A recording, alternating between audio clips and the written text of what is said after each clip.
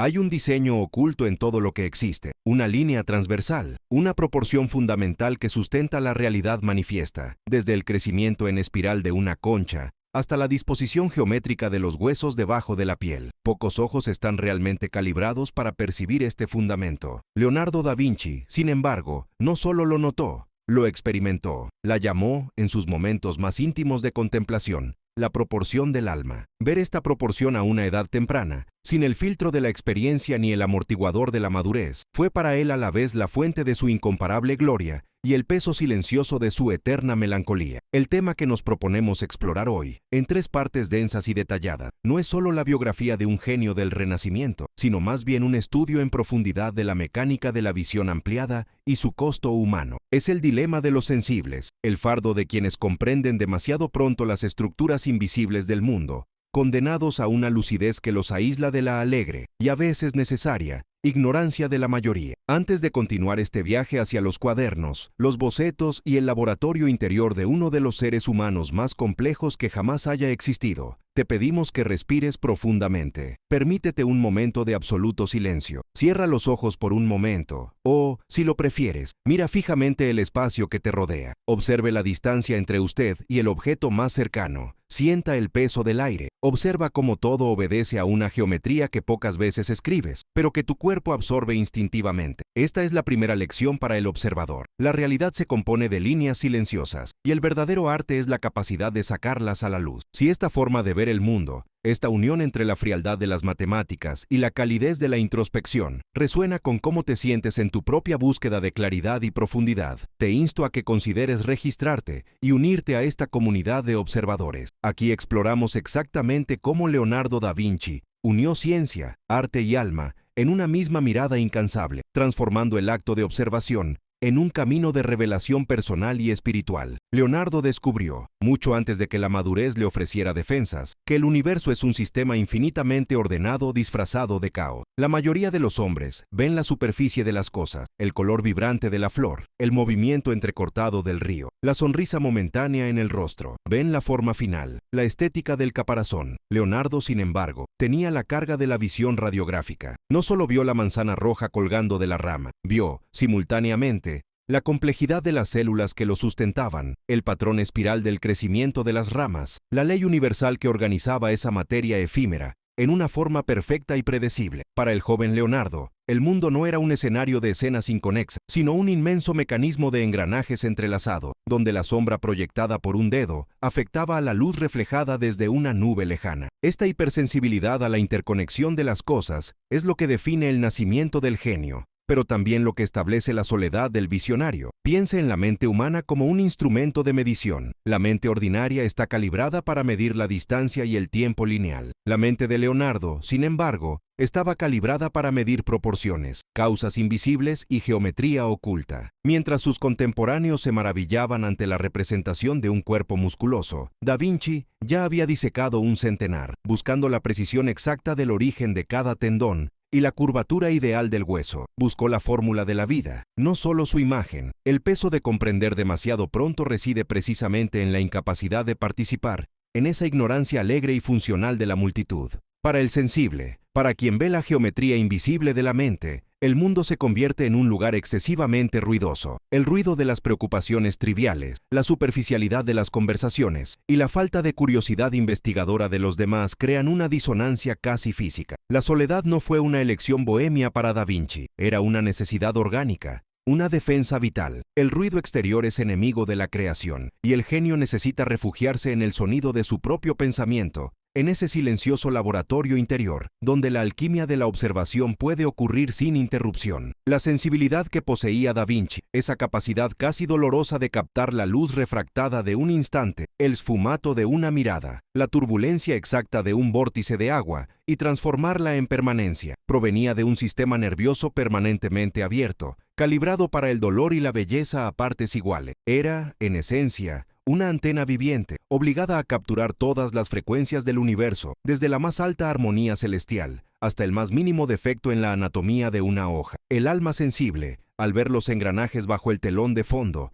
pierde la capacidad de simplemente disfrutar del espectáculo. Ella es demasiado ocupado dibujando líneas, calculando ángulos, buscando la regla que gobierna el movimiento. Esta búsqueda incesante de la proporción divina, del número áureo que veía replicado en su anatomía y arquitectura, le llevó a una exigencia implacable sobre sí mismo. El conocimiento temprano, en lugar de simplificar, añadió capas de complejidad a su tarea creativa. Sabía lo lejos que estaba la perfección absoluta, y esa conciencia era su propia prisión. Por tanto, muchos de sus proyectos quedaron inconclusos, no por falta de disciplina, sino por la abrumadora percepción de la distancia entre la realidad de la ejecución y la perfección conceptual que existía en su cerebro. El dolor de lo sensitivo es el dolor de lo incompleto. La lección que nos deja Da Vinci es que la observación profunda es un acto de valentía, ya que obliga al observador a confrontar no solo la verdad del objeto, sino también su propia incapacidad para reproducir la perfección original del creador. Él veía el universo como el maestro arquitecto, y él, Leonardo, era solo un aprendiz que intentaba copiar bocetos demasiado complejos, y es en este punto cuando la filosofía de lo sensible comienza a escindirse. Hay una diferencia crucial entre ver la perfección de la estructura, la proporción, y aceptar la imperfección de la representación, el trabajo humano. Para el joven Leonardo,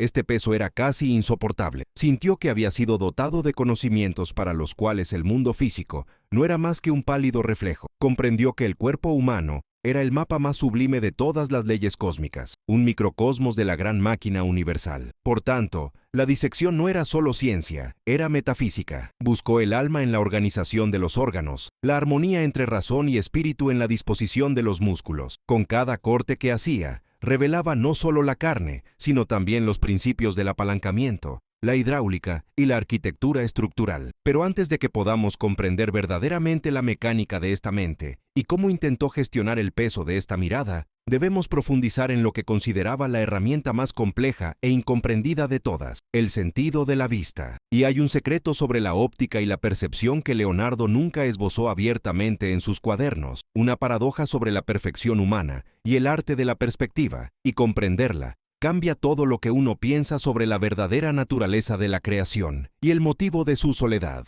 El peso de comprender demasiado pronto reside no solo en la carga del conocimiento en sí, sino en la progresiva incapacidad de conectar con la superficialidad del mundo invisible. Si la primera parte nos llevó al umbral de la visión de Leonardo, a la proporción del alma que buscaba en cada rasgo y en cada hueso, ahora debemos ahondar en la profunda soledad que impone esta claridad. Para los sensibles, hay un punto de inflexión, cuando la observación trasciende la simple recopilación de datos y se convierte en una modalidad de existencia. El observador deja de ser espectador y se convierte en el arquitecto de su propio aislamiento, ya que la verdad que descubre no puede ser fácilmente compartida ni aceptada por la gente común. Es la caída de lo sensible, el precio de la lucidez. Nos preguntamos, ¿qué vio exactamente Leonardo que lo distinguió de sus contemporáneos, convirtiéndolo en un cometa errante entre estrellas fijas? No se trataba solo de la capacidad de dibujar músculos con precisión o inventar máquinas de guerra. Era la visión incesante de la geometría invisible de la mente, operando en todo. Para Leonardo,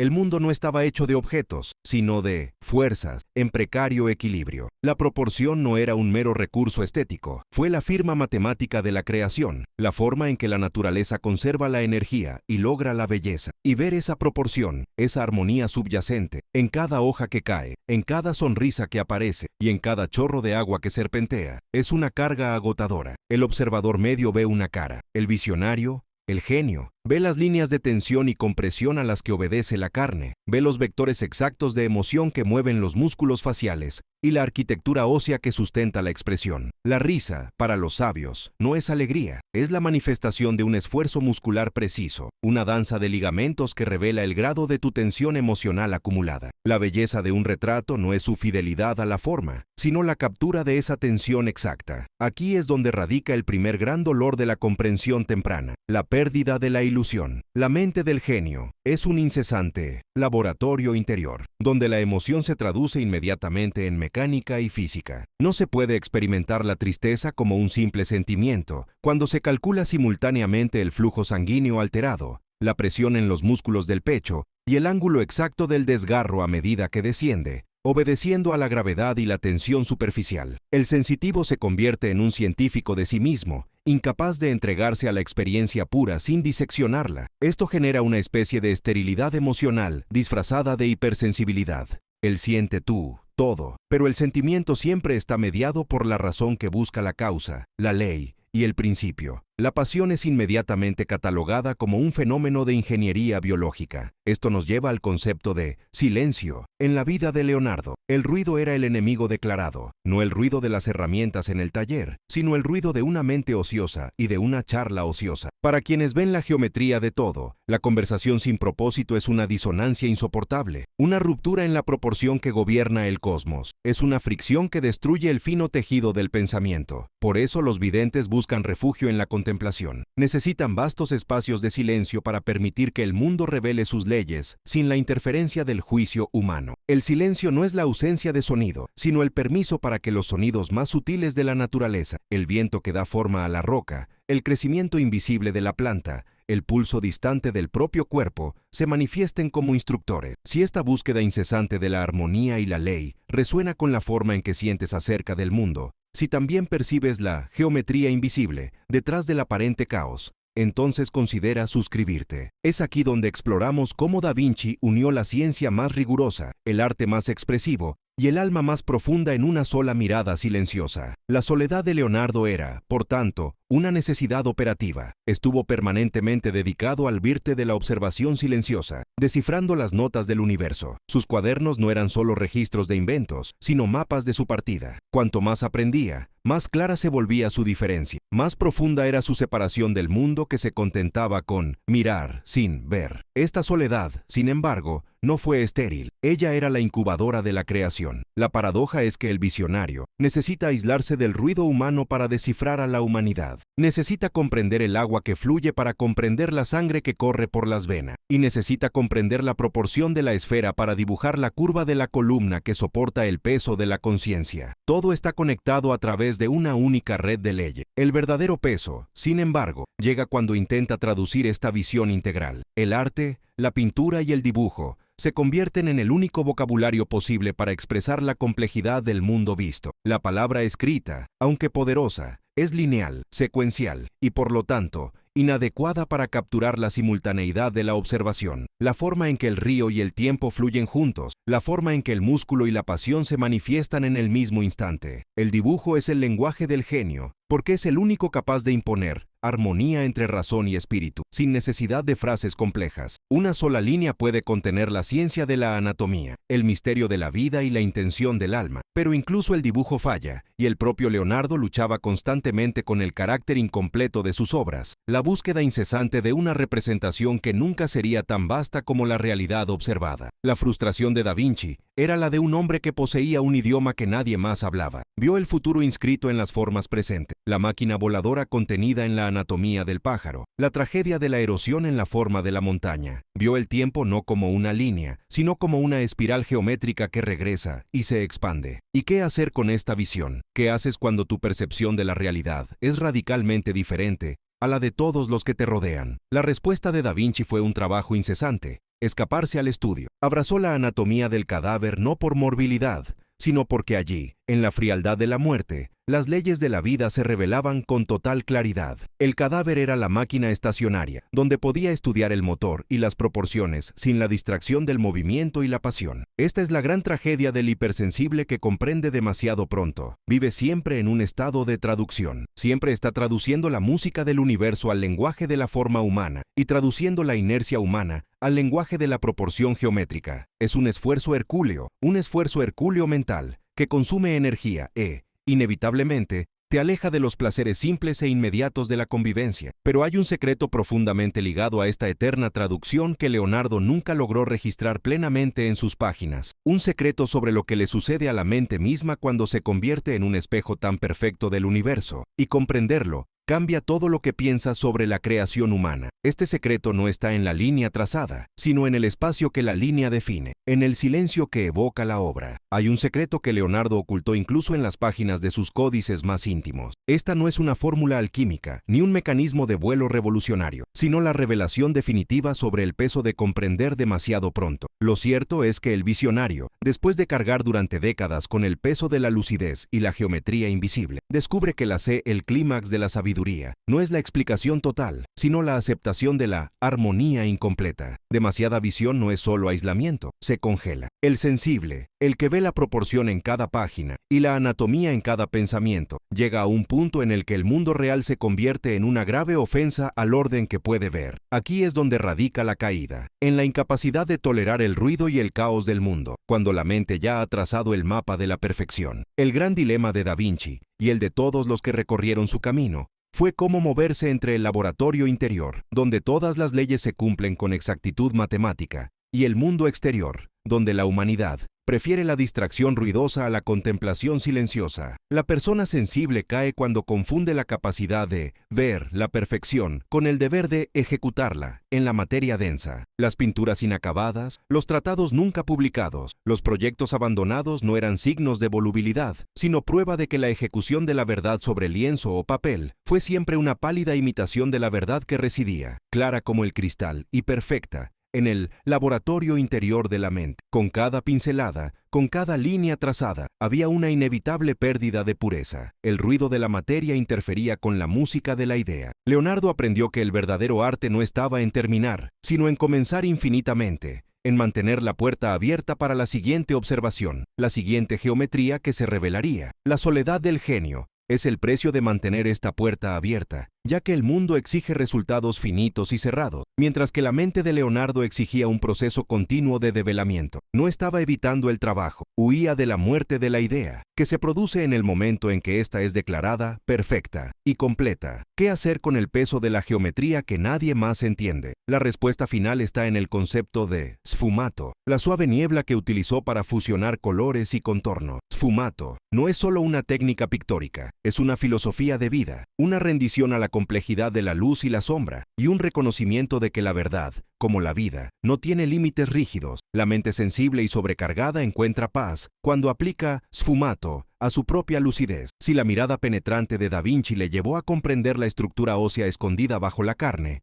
el sfumato le llevó a comprender la estructura emocional, escondida bajo la razón. Se dio cuenta de que la razón pura, sin la niebla de la emoción y el misterio, es fría y estéril. La belleza reside en la fusión, en el punto donde la luz se disuelve en la sombra, donde la certeza se inclina hacia la duda. La persona sensible que no acepta esta disolución se convierte en un purista amargo, atrapado por su propia visión rígida. Para Da Vinci, la caída se superó no negando la visión, sino mediante su maduración. La madurez de la visión implica dejar de exigir que el mundo se doblegue a la proporción divina revelada y comenzar a celebrar que esta proporción existe, incluso si está oscurecida por el caos. Dejó de intentar arreglar el mundo en sus cuadernos y comenzó simplemente a documentar su compleja existencia. El cuaderno de notas de Leonardo, por tanto, no es solo un registro científico o artístico, es el diario de un alma que aprendió a respirar. Grabó la trayectoria de un pájaro, el flujo de agua, la tensión de un músculo, no para controlarlos, sino para sincronizar su propio ritmo interior con el ritmo silencioso e inexorable del universo. En este punto, el observador deja de ser un mero espectador de la creación y se convierte en un reflejo de ella. La geometría invisible de la mente, que alguna vez fue fuente de conflicto porque contrastaba con el mundo exterior, ahora se convierte en un espejo que solo refleja el orden inherente sin juzgarlo. Si esta búsqueda de una armonía más profunda,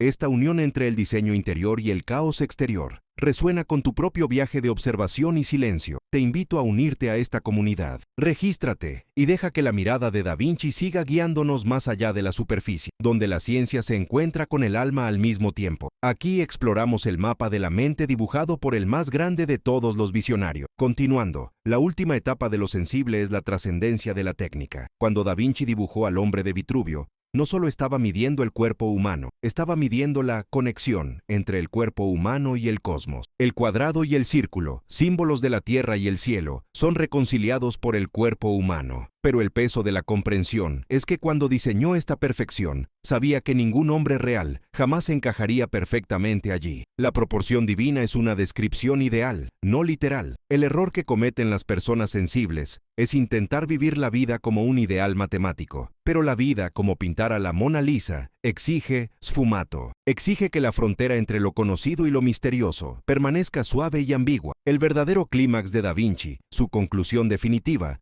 no está en los avances tecnológicos ni en descubrimientos anatómicos, está en tu capacidad de renunciar a la necesidad de control. Entendió que la creación humana, al intentar imitar la perfección de la naturaleza, siempre fracasará. Y es en ese fracaso, en este no finito, donde residen la humanidad y la belleza. El arte es la búsqueda, no la captura. Cuando estudió el vuelo de las aves, no solo intentaba construir una máquina, estaba tratando de comprender la libertad inherente a la naturaleza que desafía la gravedad. Cuando estudió el agua, estaba estudiando el cambio perpetuo, la única constante en el universo. La geometría que buscaba no era estática, sino dinámica. Y la mente sensible, para encontrar la paz, necesita imitar el agua, flexible, adaptable y siempre en flujo. La caída de los sintientes, entonces, no es una tragedia de fracaso, sino una transición a la sabiduría. Es el momento en el que la mente deja de forzar el orden y comienza a armonizar con lo que ya es. El dolor de la lucidez, el peso de ver demasiado pronto, se convierte en una profunda serenidad. No porque el caos desapareciera, sino porque el observador ya no se veía a sí mismo como el arquitecto exclusivo del orden. Se convierte en otro componente vital y consciente del vasto diseño. El peso desaparece cuando el genio acepta la imperfección como toque final de la creación. La naturaleza no trabaja con líneas duras y ángulos perfectos, sino con la curva de la montaña, la irregularidad de la hoja, la danza incesante de luces y sombras. La búsqueda de la pureza geométrica fue un paso necesario, pero no el destino final. El destino era la belleza orgánica, que nace de la complejidad y la ambigüedad. El legado de Da Vinci no son las máquinas que diseñó, sino la forma en que las diseñó, con una curiosidad incesante, una humildad ante el misterio y una fidelidad absoluta a la observación. Su vida es una prueba de que la mayor obra de arte que un ser humano puede crear es su propia conciencia. Para aquellos que sienten la carga de comprender demasiado pronto, que se sienten aislados por la claridad de su visión, utilice la técnica del sfumato en su propia vida. Suaviza los bordes. Permita que la razón se mezcle con el misterio. Aceptar que la verdad absoluta es, la mayoría de las veces, la suma de todas las ambigüedades. Es en la niebla, en lo indefinido, donde el espíritu encuentra espacio para respirar y la creación encuentra espacio para florecer sin la tiranía de la perfección. La caída de lo sensible es, de hecho, su ascenso. Es el momento en que el observador madura lo suficiente como para dejar de luchar contra lo que ve y comenzar a integrar lo que siente. La mente, que antes era una cámara de tortura por exigir demasiado, se convierte en el campo de flores, donde la ciencia y el espíritu conviven en paz. La geometría invisible de la mente ahora descansa. Sabe que no necesita dibujar el mapa completo para saber que el territorio es infinito. Y la mayor lección de todas, la conclusión que resuena a lo largo de los siglos, es simple. El universo no fue creado para ser explicado completamente, sino para ser experimentado con la máxima conciencia. Y quien verdaderamente observa en silencio, se convierte no solo en espectador, sino en la creación misma. La carga desaparece, dejando solo la inmensidad del asombro. Que esta mirada profunda y serena siga inspirándonos. Si has encontrado un eco de este mensaje en tu alma, compártelo con quienes también cargan con el peso de la lucidez. Que la curiosidad de Da Vinci siga enseñándonos a ver lo invisible y encontrar la armonía entre lo finito y lo infinito. La búsqueda nunca termina, pero la lucha puede y debe cesar. Y es en el silencio donde escuchamos la voz de la proporción divina.